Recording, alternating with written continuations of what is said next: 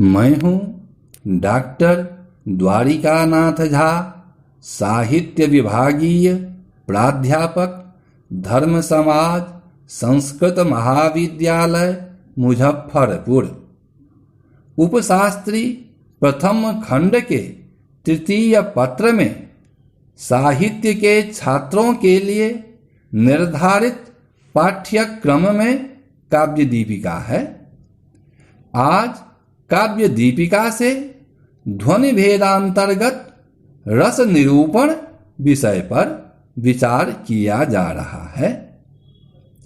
ध्वनि का दो भेद, लक्षणामूला ध्वनि तथा अभिधामूला ध्वनि। लक्षणामूला ध्वनि को ही अविवक्षित वाच्य ध्वनि कहते हैं तथा अभिधामूला ध्वनि को विवक्षितान्य परवाच्य ध्वनि कहते हैं। अविवक्षित वाच्य ध्वनि का दो भेद, अर्थांतर संक्रमित वाच्य ध्वनि तथा अत्यंत तिरस्कृत वाच्य ध्वनि। इससे पूर्व व्याख्यान में इसका विवेचन किया जा चुका है। अब विवक्षितान्य परवाच्य ध्वनि का विवेचन किया जा रहा है। विवक्षितान्य परवाच्य ध्वनि के संबंध में आचार्य मम्मट के मत को ही काव्य दीपिकाकार ने प्रतिपादित किया है। यथा विवक्षितश्चान्यपरम वाच्यम यत्रापरस्तु सः, अर्थात जहां वाच्य अर्थ विवक्षित हो परंतु अन्य अर्थात व्यंग्य अर्थ का बोध कराने में उसका तात्पर्य हो, वह विवक्षितान्य परवाच्य ध्वनि है। यानी यहां वाच्य अर्थ अपने स्वरूप को प्रकट करता हुआ व्यंग्यार्थ को प्रकाशित करता है। यथा प्रदीपो घटस्य, अर्थात दीपक अपने आप को प्रकाशित करते हुए घट का भी प्रकाशक होता है।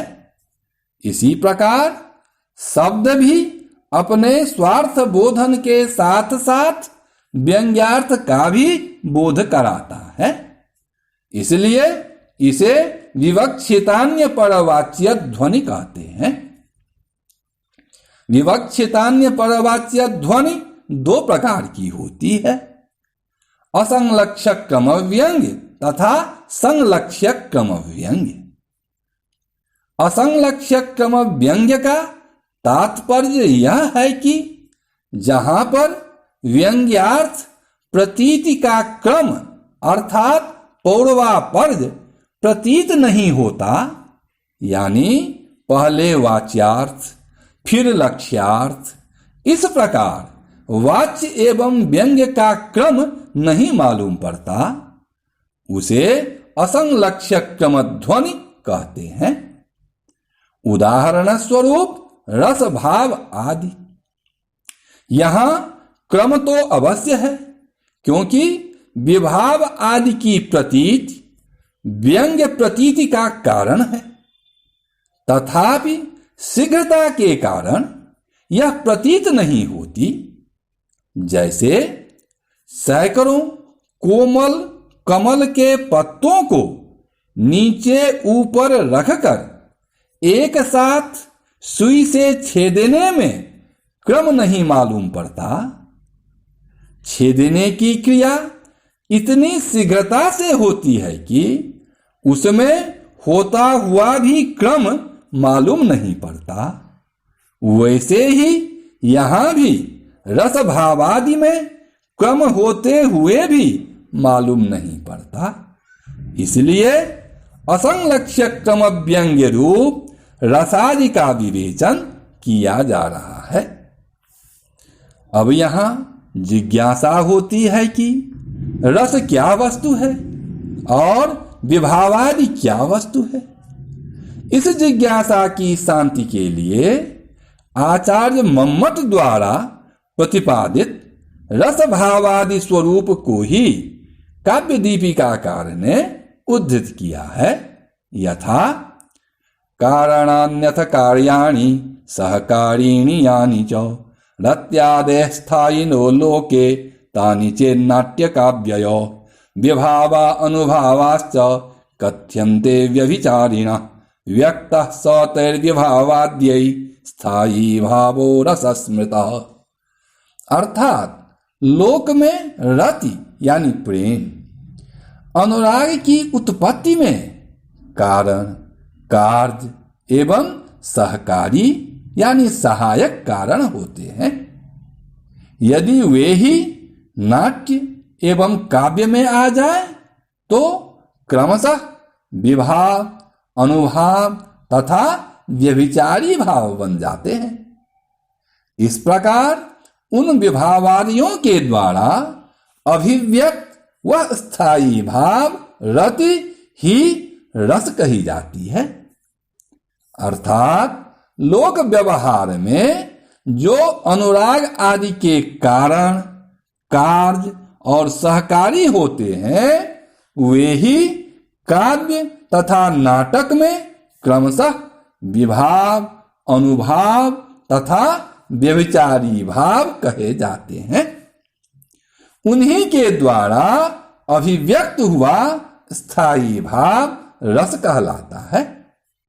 इसे इस प्रकार भी समझा जा सकता है कि स्थायी भाव का जो उत्पादक कारण है वह नायक नायिका आदि एवं उद्दीपन कारण नायक नायिकागत चंदन आदि, चंद्र, उपवन आदि हैं। कार्य है नायक नायिकागत अनुराग जन्य हाव भावादि चेष्टा विशेष एवं अनुगमन आदि तथा सहायक कारण है चिंता, स्मृति, मोह आदि। इनके द्वारा अभिव्यक्त जो विलक्षण प्रतीति का विषय वही स्थायी भाव रस है। रस के भेद के संबंध में काव्य दीपिकाकार कहते हैं कि श्रृंगार हास्य करुण रौद्र वीर भयानका बीभत्साद्भुत संज्ञौ चेत्यष्टौ काव्ये रसा स्मृता। अर्थात श्रृंगार, हास्य, करुण, रौद्र, वीर, भयानक, बीभत्स तथा अद्भुत ये 8 काव्य में रस होते हैं। फिर आगे कहते हैं निर्वेद स्थायी भावोस्ति शांतोपि नवमो रस। अर्थात 9वां रस शांत भी है।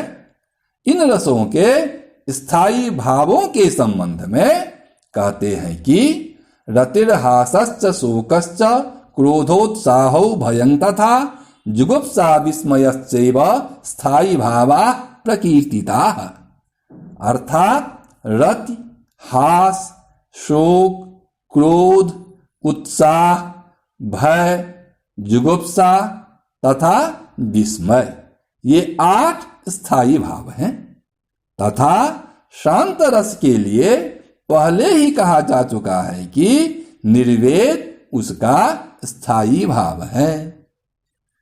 इस प्रकार श्रृंगार रस का स्थायी भाव रति, हास्य रस का स्थायी भाव हास, करुण रस का स्थायी भाव शोक, रौद्र रस का स्थायी भाव क्रोध, वीर रस का स्थायी भाव उत्साह, भयानक रस का स्थायी भाव भय, बीभत्स रस का स्थायी भाव जुगुप्सा अर्थात घृणित वस्तु से उत्पन्न मनोभाव, अद्भुत रस का स्थायी भाव विस्मय तथा शांत रस का स्थायी भाव निर्वेद है।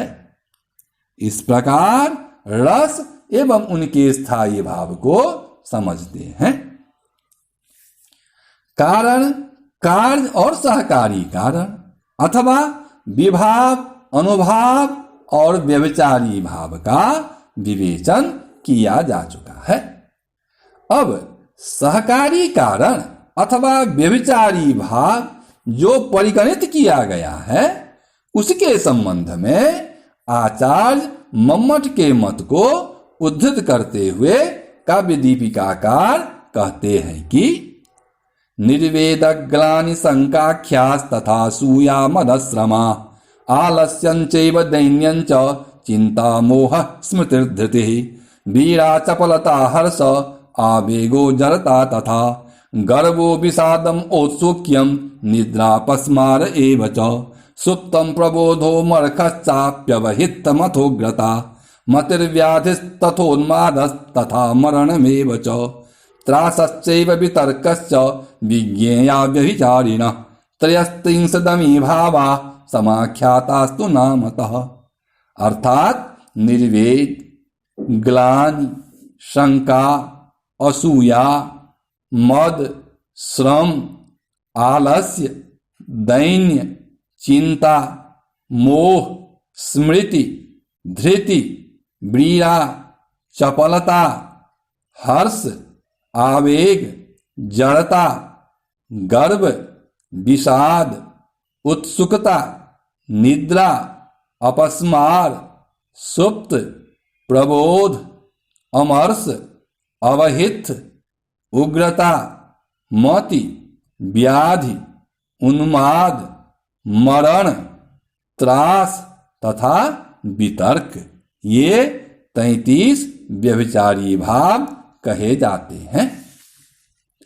यही 33 व्यभिचारी भाव हैं जो विभिन्न रसों में सहायक होते हैं। इस प्रकार विभाव, अनुभाव तथा व्यभिचारी भाव के द्वारा व्यक्त जो स्थायी भाव वही रस है। इससे आगे